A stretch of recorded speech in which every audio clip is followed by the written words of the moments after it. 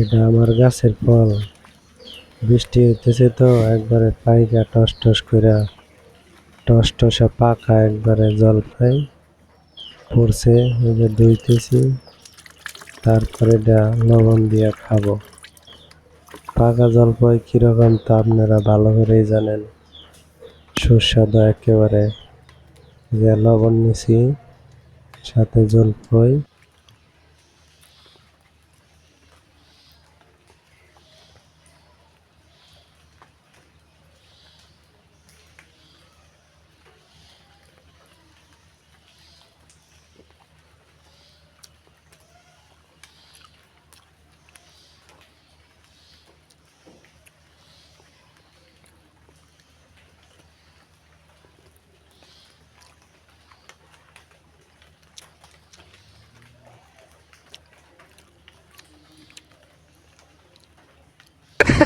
সেই স্বাদ, এত স্বাদকে আমার কাছে সেই রকম লাগতেছে।